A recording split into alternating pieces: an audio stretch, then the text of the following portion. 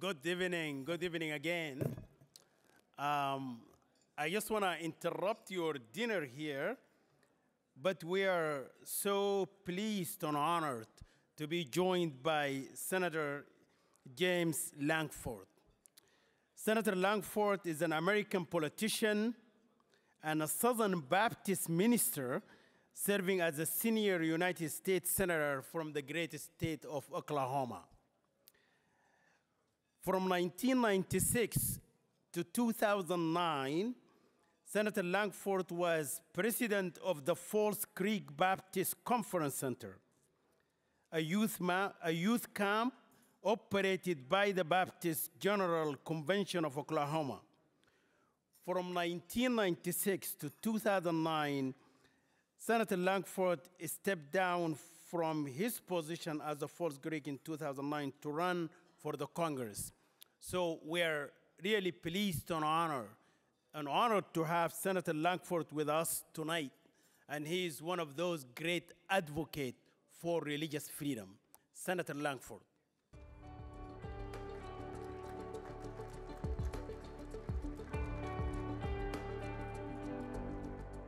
Well, it's such a pleasure to see everyone. Please don't stop eating because I'm talking. That's a basic rule. No matter what faith you are, do not interrupt a meal. So let me just make a couple of quick comments and to be able to say welcome. We're so glad that you're here. We're glad that people have the opportunity to be able to gather together, to be able to have real dialogue, and to be able to connect over something that's very precious to all of us here. The right of every individual to be able to have a faith, express their faith, change their faith, or have no faith at all. That is a protected right just of humanity. It's the basic dignity of an individual. That's something that our founding fathers in our country prioritized from very, very early on. Many of you may have heard the name James Madison. James Madison, one of our founding fathers of our country, he did a lot of writing in these issues about religious liberty, because in our country, at the very beginning, when we were 13 colonies, not one United States, as you may know, the colonies had each religion, and you weren't exactly accepted if you were a different faith in different colonies. Even denominations within the Christian religion, they weren't acknowledged the same way. So this concept that we had in the 1780s to be able to push back and to be able to express the rights of every individual to be able to have a faith, live their faith, or change their faith, to be able to call out an entity or an individual and to be able to say, live by the principles of your heart, was a pretty radical idea at the time. And strangely enough, it continues to be a radical idea in many places still today. James Madison made this statement. He said, it's the precedent, both of order and time and degree of obligations of the claims of civil society. Before any man can be considered a member of civil society, he must be considered a subject of the governor of the universe. In other words, I have an authority that's higher than anyone else. His statement argued on, he said, religion then of every man must be left to the conviction and conscience of every man, and it is the right of every man to exercise it as they may dictate. I don't know how many of you are football fans. How many of you are football fans? Now, when I say football, my football I talk about is long, it's not round. For some of you, your football is round. I think American football. I grew up in the town of Dallas, Texas. It's a very large town, and if you know American football at all, the Dallas Cowboys are a very big deal in American football. Well, I grew up in Dallas, and everyone around me in Dallas were Dallas Cowboy fans. I was the annoying kid that decided I was going to be a Pittsburgh Steelers fan instead. That was back in the day of Roger Staubach and Terry Bradshaw, if any of you know American football back in the days. So while all my friends were all pretending in the front yard to be Roger Staubach, I was pretending to be Terry Bradshaw. And while everyone else was talking about the Cowboys going to the Super Bowl, I was talking about the Pittsburgh Steelers going to the Super Bowl. Now, I had no connection to Pittsburgh. There was no one around me that liked Pittsburgh. I liked Pittsburgh because everyone else hated Pittsburgh. That was it. I was just that kid.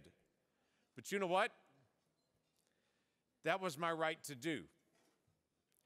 I could choose to be different than the people around me because that was a protected right for me to be able to choose to just have a different preference than the rest of my family, than the rest of the people that lived around me. It was my choice. That seems to be a simple thing when we talk about football teams, but when we talk about faith, sometimes that becomes a radical concept. To say we all understand we could like different football teams, can we as individuals live next door to each other and have a different faith and be okay with that? I would say not only can we should. We should be able to honor each other in that. When we go through all the different conversations that are happening now, we're seeing religious minorities around the world being treated to frequent attacks, issues that they continue to be able to deal with that should not occur in these days. We have a shocking increase in the rise of religious persecution around the world. We had the slaughter of hundreds of people in Nigeria over Christmas, with the attack of the Catholic Church by Ortega in Nicaragua. We've had attacks on individuals around the world simply because they're Jewish. That should not be so. We all have an obligation. But for me as a lawmaker in the United States, I do have an obligation to continue to be able to speak out on this issue, and I will. All of us here value the work of the United States Commission on International Religious Freedom and the work that they do to be able to put out an annual report where they speak out on and challenge the countries that they would challenge the State Department to designate as countries of particular concern. State Department at times does recognize those nations, and sometimes they choose not to. That is something we continue to be able to press back on. We celebrate nations that celebrate religious freedom, because when you celebrate religious freedom, you're celebrating the innate value of every single individual. But we've had some nations that this has been a struggle at times. Some nations may be in this room, and you are a leader in your nation to be able to say our nation can represent faiths of all different diversities differently. So can I say thank you for that? Thank you for standing up for the rights of individuals, regardless of what's happening, maybe even in your own nation. Thank you for speaking out for that. We've experienced, for instance, a long-term relationship and a friendship with the nation of Pakistan. Pakistan was designated a country of particular concern, though, in 2017, and they've received waivers ever since then to avoid that actual designation onto their nation. But we see a sharp rise right now in attacks and threats, accusations of blasphemy, targeted killings, lynchings, mob violence, forced conversions. That's happening in Pakistan right now, even desecration of houses of worship in cemeteries. Acts and speech defiling the Quran and Muhammad, places of worship, religious symbols and codes. This is becoming a bigger issue. We have a long-standing friendship with Pakistan, and we want to continue to be able to do that. We want to continue to be able to speak out and to be able to challenge our friends, to be able to say, let's hold each other to a higher standard. Let's not have individuals that are non-Sunni Muslims or Christians or Sikhs or Buddhists face persecution simply because of their faith. I'm under no illusion that any one of us will stand up and pass a bill or will make a public statement, and it will all change. But as we commit to each other, to say we can live side by side with each other, that we can value our own faiths and live that faith, and I'm not intimidated by someone of a different faith being right next to me, and we can honor them as well, we thrive in a sense of freedom for each other. So for me, as now a Dallas Cowboy fan, I have switched back. For me as a Dallas Cowboy fan now, that I could at times choose to be a Pittsburgh Steelers fan and at times choose to be a Cowboy fan and later in my life, and that'd be okay. That shouldn't bother somebody that's a Kansas City Chiefs fan and to say that they're okay with me being a Dallas Cowboy fan. That doesn't bother me and doesn't stop me from cheering for my team. My faith as a follower of Jesus Christ and as a Christian is a commitment that I made years ago. And it's a commitment I'm joyful of. And it's a commitment that I talk about with other people. But because of my faith and my following Jesus Christ, shouldn't intimidate me to be able to sit next to someone who doesn't agree. That doesn't change my faith to know they have a different faith or choose to have no faith.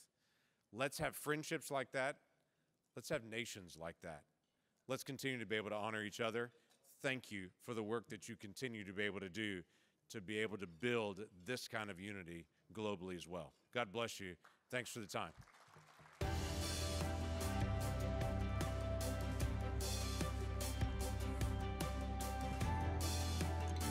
Thank you. Thank you so much. Senator Langford is one of the great champions of religious freedom in this nation. So thank you so much. Well, ladies and gentlemen, now we're going to start the panel discussion. You can hear. I think now you can hear. We're going to begin the panel discussion on the implementation of the Marrakesh Declaration. And I'm really pleased to welcome the panel. Welcome.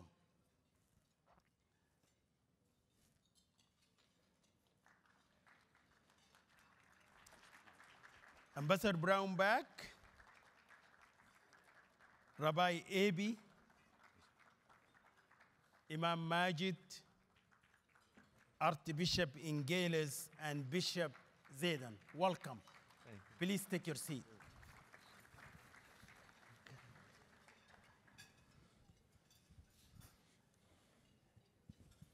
So I'm going to just briefly introduce the panel to all of you. In my far left is Ambassador Brownback. He doesn't need no introduction. He does not need an introduction. I can tell you that. Ambassador Brownback is the champion and the leader of this religious freedom movement. He's currently serves as a co-chair of the International Religious Freedom Summit and is a senior fellow at the Global Christian Relief. And as you all know, he served as an ambassador at large for international religious freedom during the Trump administration, and he created major initiatives, including this particular ARF Summit. So I call it the Civil Society Ministerial. So thank you so much, Ambassador Brownback. And then this is not to mention he created the alliance of at least 40 plus countries. 42 countries, basically to advance religious freedom. And of course, the Abrahamic faith initiatives, and the list goes on and on. To my immediate left is Rabbi Abi Sharosfisky, is the director of the Intergroup Relations and Rabbi in Residence for the Jewish Community Relations Council of Greater Washington, D.C. Rabbi Abi also served in the Executive Council of the Rabbinical Assembly, and her work within the Rabbinical Assembly includes a number of things, and particularly advancing gender equality and power regarding rabbinic conduct and ethics. Welcome, Rabbi Abi. Thank you. We're happy to have you. In my immediate right, my good friend, the famous Imam. Imam Muhammad Majid is the Executive Religious Director of the Old Dallas Area Muslim Society Center in Sterling, Virginia. He's also the chairman of the International Interfaith Peace Corps, serves as a member of the Muslim Jewish Council, and is a co-president of Religions for Peace as well. One of the champions of the movement of the Marrakesh Declaration. I'm pretty sure he's going to talk about it as well. To the right of Imam Majid is my good friend, His Eminence, Archbishop Ingeles. I should say that Archbishop Ingeles also, he really doesn't need any introduction. He's currently served the first Coptic Orthodox Archbishop of London. And he served as a General Bishop of the Coptic Orthodox Church in the United Kingdom since 1999. And he's really known in his advocacy and leadership in advancing religious freedom and inclusive citizenship. Welcome, Archbishop. So to his right, our good friend, Bishop Ilyas Zaidan. Marhaban bikum, you're most welcome. Ilyas Zaidan, Bishop Zaidan is the third and youngest bishop to lead the eparchy of Our Lady of Lebanon of Los Angeles. Bishop Zaidan has brought a unique perspective to his role as a bishop. During his tenure as a bishop of the eparchy of Our Lady of Lebanon, Bishop Ilyas Zaidan has been a champion for the protection of children and pastoral involvement of the laity and missionary outreach to all faithful. So we're really so happy to have you, Bishop, with us as well. The discussion tonight, please give him a round of applause here. The discussion tonight, and that's going to be a brief discussion on the implementation of the Marrakesh Declaration. You heard about the Marrakesh Declaration through the speech that just given by His Eminence Sheikh Abdullah bin Bayya, who actually envisioned and authored with Muslim scholars the Marrakesh Declaration. These documents, the Marrakesh Declaration today, is considered to be one of the most powerful theological documents to advance religious freedom coming from the Islamic theology. Yeah. So this document, Ambassador Brownback, during your tenure as an ambassador, you always carry these documents around the world because you really recognize the value of the documents. You also talked to Sheikh Abdullah bin Bayya in many occasions about the importance of the documents as well as the importance of codification of the document into law. So tell us more about that. Thanks very much, Mohammed. I appreciate that, and welcome this evening. I hope you're having a delightful dinner. And also, if I could also start off saying thank you to the Alliance of Virtues that's supporting this summit, and more than that, is moving for peace throughout the world. Sheikh bin Bayya, I don't know how he does everything he does. It's just an amazing amount of energy that he puts forward in this critical time when we need voices and theological voices for peace. And to me, that's where the Marrakesh Declaration comes in, is we need this sort of theological document that says, here's how you move to equal citizenship throughout the world, equal citizenship in Islamic majority countries, and the document is there. It's agreed to. A number of theologians agreed to it. And to me now, the next step that really needs to be taken is it needs to be codified. Mm-hmm. Countries, Islamic majority countries now need to start codifying the Marrakesh Declaration, putting it into operation in countries. And we need several of them to step up soon to bring this into a codified form, to make it operational in a country. And that's a great movement towards peace. And this is something that Sheikh bin Bayya and I have been talking about really for years. And it's time to happen. It needs to happen now. Well, with your experience, Ambassador Brownback, you serve as a congressman, as a senator, as a governor. So the codification, we can talk about the codification, but what about the idea of the pilot project? Picking up one country, for instance. We talked about getting this drafted into kind of a standardized set of language, standardized set of laws. When I think of it as I'm trained as a lawyer, the Unified Commercial Code, the Uniform Commercial Code, where you look at and you put out a standard set of laws and put those forward. That's what this needs to happen, is we need really some top-flight legal minds from the Islamic world to draft this into a codified form, and then a nation or several nations start passing pieces of it. Or maybe a country will look at it and say, we would like this piece of it, I don't like that piece of it right now. But start putting it into practice. And the world needs to see this operate. They don't see it operate now. They see it, it's a document, it's a good document, but people need to be able to live in the thoughts that are there. And that's why you do that in a standardized form, and we need to start getting it implemented. Thank you so much. Rabbi Abi, thank you so much for being here. Thank you for having me. In 2016, I remember members of your movement, the Rabbinical Assembly, the conservative movement, they were actually in Marrakesh because Sheikh bin Bayya invited people of other faith to Marrakesh, and he called it to witness, to see what is going on. And I know that you had a discussion on Judaism as well. What are the theological documents can complement the Marrakesh Declaration? You guys, you have the first revelation, right? Yes, that's what I've been told.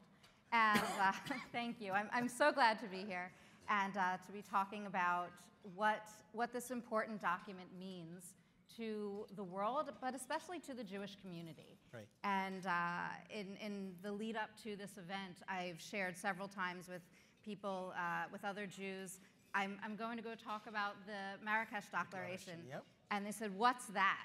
Yeah. And what does that mean that Muslims are saying this? And what does that mean for us as Jews? And how do we respond? And we turn toward our original texts. So for Jews, we turn first towards the Torah, the 5 books of Moses, looking especially at the teachings in Exodus and in Leviticus and in Deuteronomy, talking all about what it means to love one's neighbor and what it means to honor the people who are in your midst and honor those even though they may seem as strangers, because we know that we were once strangers in the land and that it is incumbent upon us to be respectful and open and to have one set of laws for all. So when I think about the Marrakesh Declaration and the theological implications, what that means for Jews and what Jews can draw on it, there's so much that's already there that we just need to tap into and be able to use this for an opportunity for rich study. I would be remiss if I didn't also share one other piece of text from the Talmud where we learned that we have a series of obligations that we need to visit the sick, we need to make sure that we bury the poor, we need to make sure that we provide for the widow and that we take care of people. And the interesting piece about that is that it doesn't just say that we do that for the Jews. We do that for Jews and we do that for other communities. Right. And why? Yeah. Mipnei tzorchei shalom, for the sake of peace. Right. Being in a community, being in a peaceful community, means that we do for everyone and that we take care of each other. And this is something that I see replicated within the Marrakesh Declaration. Thank you. I mean, that's really a good point. And that's really the very notion when Sheikh bin Bayya basically decided to bring back this 1400 years history of the living peacefully in the Arabian Peninsula, where the Jews were there as well in Medina. So that's really good. Imam Majid, you know, this is the Marrakesh Declaration. You have been involved in this from the beginning, and you attended every single aspect of it. Yes. You remember that? Yeah. You attended the first meeting that was called by Sheikh bin Bayya, what he was called like a closed door discussion in Mauritania. We're talking about how many years ago? Before that was Georgetown. Oh, Georgetown, the symposium, you reminded me. So tell us, I mean, are you satisfied? I mean, you have an important documents implementation-wise. Thank you so much for including me in this panel this evening. No, I'm not satisfied with implementation yet. This is an amazing document. We have made some progress in this. We have using this document in MFNN, Multi-Faith Neighbor Network, with Bob, my friend Pastor Bob, and Rabbi David Sepperstein in training clergy. Imams and pastors. Imam and pastors and rabbis. We have used it in our retreat as a document that will expose the clergy to it. But in my opinion, there's two components onto this. One, educational components, and then there's a legal components. You might have books, laws in the books, right, saying that religious freedom, everyone have a right to believe in what they need to believe, until and unless the average person also believe in that, being educated, then you will continuously you see the violation of religious freedom, burning of churches, attacking of places of worship, mosques, and so forth and so on. For I think in the educational components has to be training of clergy in every seminary in the Muslim world. You have to have this document become part of the curriculum. In every training of imams has to be part of the curriculum, has to be also given to schools. That's how you can teach children to coexist with others and to live in society that multi-faith, multi-religious, multi-ethnic society. And then there's a law, that you need to have it also part of the law. Therefore, there's two components on that. My hope, in God willing, and then there's an effort by Sheikh Ben Baya, is to create in Morocco like a commission, observatory commission, that to look into how Muslim countries have applied those principles of this charter in their countries, and then we can rate those countries, religious freedom. Right. Well, you know, Imam Majid, last week I was in Bukhara, Uzbekistan. And the impact of the work that you do in training pastors and imams on Marrakesh Declaration, I felt it there. I met with Pastor Shukarat. He is a Baptist pastor in Bukhara. And we asked him a question, do you have a relationship with the imams? He said he attended the retreat that you and Pastor Bob, they have done. You have done it. And he said that connected him with the chief imam of Uzbekistan. So this is really a great story, the impact. This is last week. Pastor Shukrat, Bob Robert, you hear me? Pastor Shukrat was telling me he's a Baptist pastor in Bukhara, in Uzbekistan. Archbishop Ingelis, you have been with this movement, with the Marrakesh Declaration, and even what come after the Marrakesh Declaration. You have been with Sheikh Abdullah bin Baya, with Marrakesh, with the Alliance of Virtue, with the inclusive citizenship as well. So can you just outline for us some of the major, you know, milestones that you see in this Marrakesh movement? Thank you, Muhammad. I agree this is a pivotal point, and it's quite historic. I remember being on a panel at the Foreign Office with Sheikh bin Baya when he was speaking about the Marrakesh Declaration. And I was sitting right next to him. And I remember turning to him and saying, it's a great start, but it's not enough because we need to talk about more. And the response we got through working through the Forum for Peace is then it shifted from the Marrakesh Declaration to the Inclusive Citizenship document. And then our work with Wilton Park, right, through the Foreign Office and through Abu Dhabi and through the Forum, because I feel that it's genuine.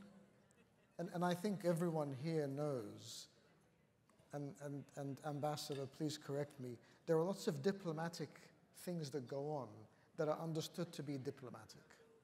You know that it's a photo opportunity, it's a diplomatic exercise. That's not what we're doing here. That's not what's been happening. And it's been a genuine attempt to bring people on board, to bring Christians from the Middle East and then the Jewish community as well, to make sure that it is inclusive. And we then moved from that to the Alliance of Virtue. And I remember the signature here in this forum, where it was a desire to move it beyond that starting point. But I agree with both Ambassador Bambach and Sheikh Majid that it needs to be implemented, because the region is becoming more and more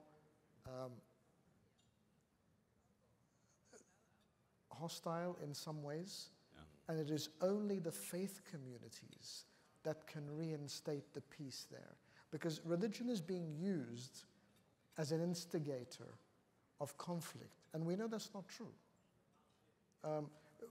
Regardless of what people say, we know that in the region, in the Middle East, and around the world in many places, people will see religious leaders and institutions having a credibility and legitimacy that allows for them to be able to speak honestly and to be agents of peace. And I think that's really important. Yeah.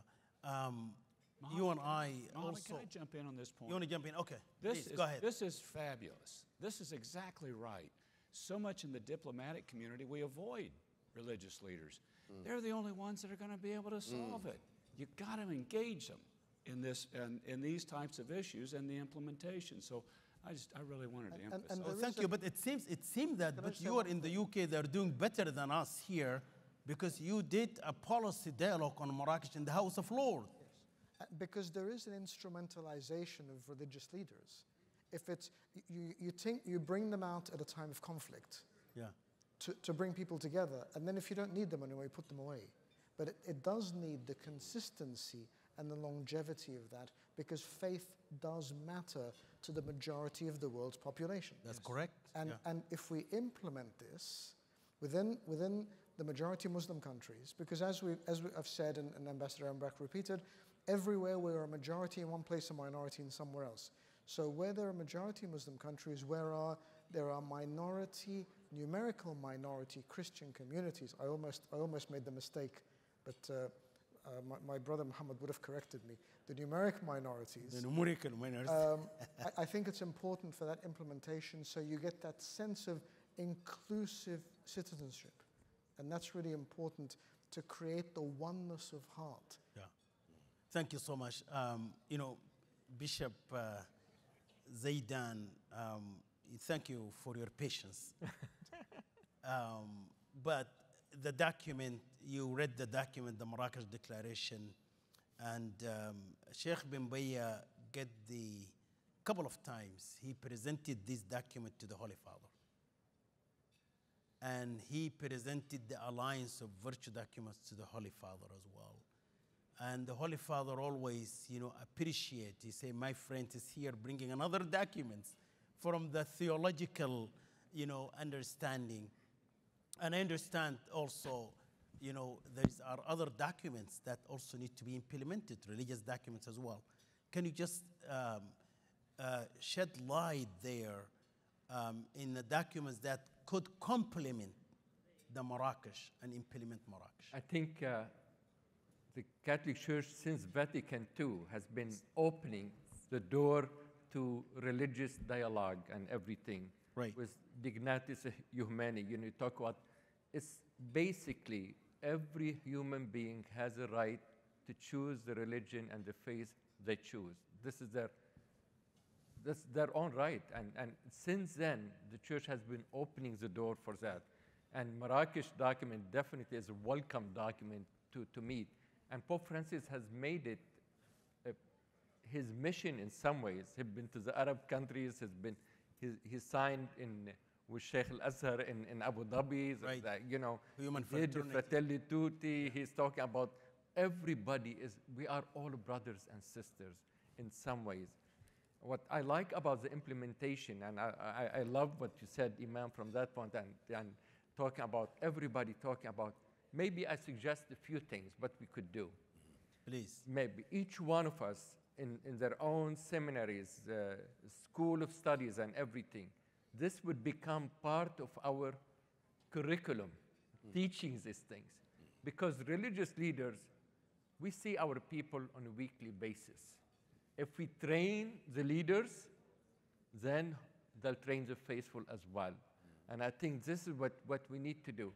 And there is a golden rule, and Christ said it, do unto others what you would them do unto you. You know, when I start respecting what I like to do, I have to respect the others but I want to choose the same thing. What I wish for myself, I have to wish for the other person as well. When I start thinking in that dynamic, things will change.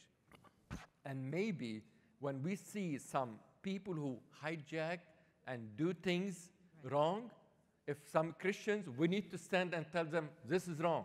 If they're Buddhists, the Buddhists should stand and say they're wrong. If Muslim, the Muslim leaders should stand and say this is wrong. And the Jews the same. Every one of us, because as they say, evil grows when good people do nothing.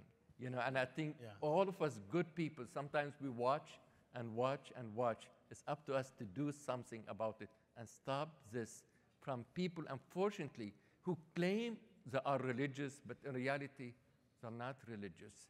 They hijack faith, they hijack religion to do their own agenda, unfortunately. And I think this is what we're looking for in that perspective. Absolutely. And this is Marrakesh document is a beautiful, great document to start thinking from that perspective. Yeah, your point is well taken about the curriculum.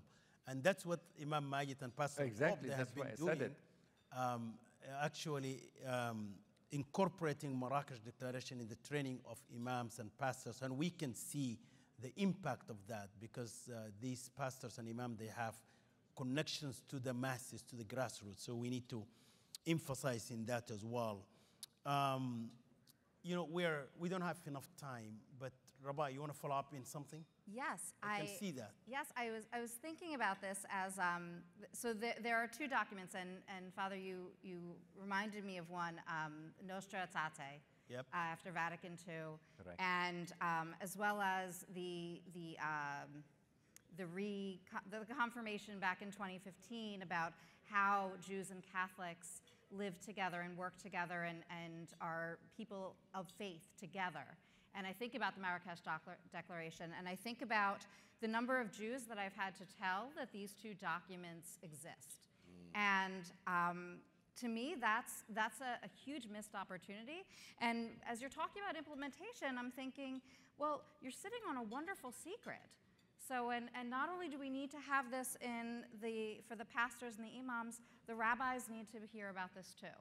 So I know my colleagues at my alma mater at Jewish Theological Seminary do that kind of work. And I am blessed to have been taught by people who have opened those doors to me, but I'm few and far between.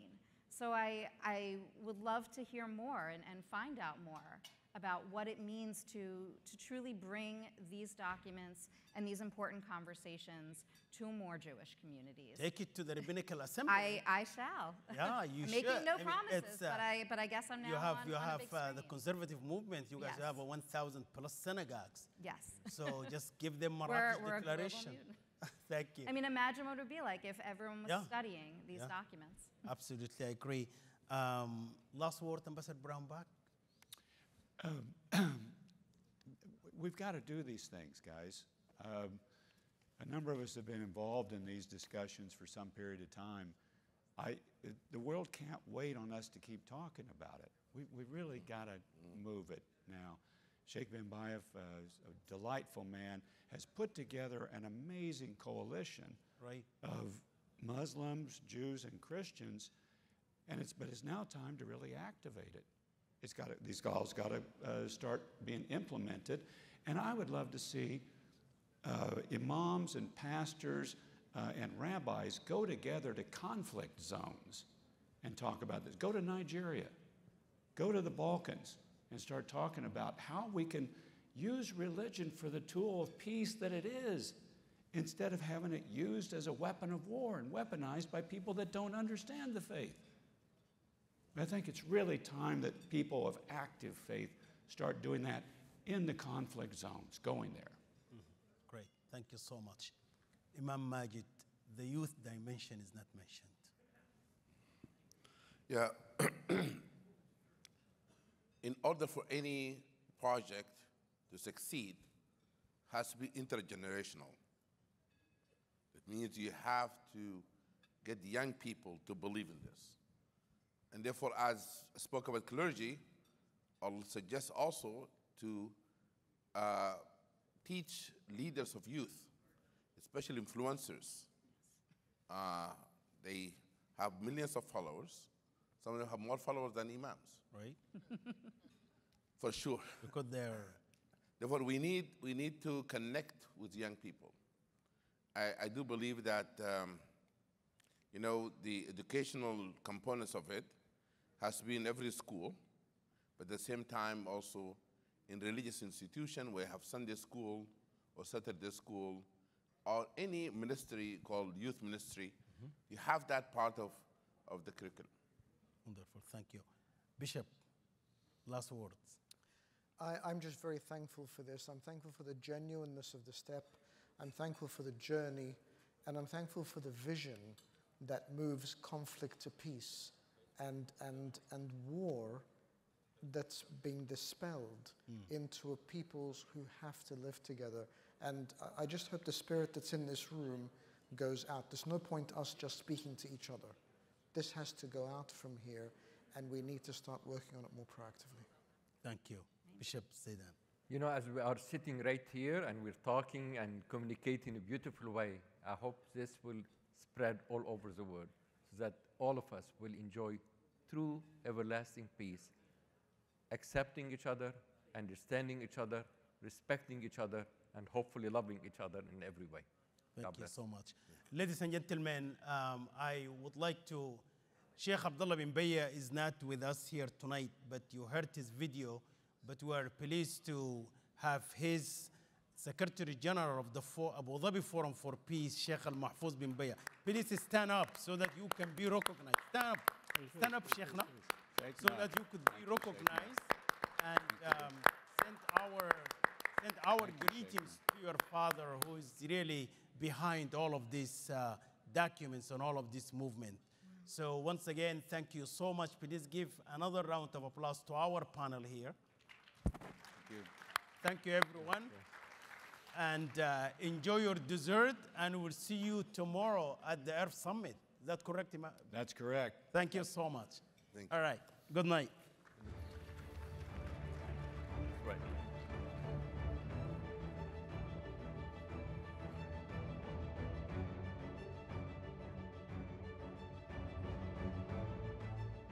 Ladies and gentlemen, please join the Committee for Freedom in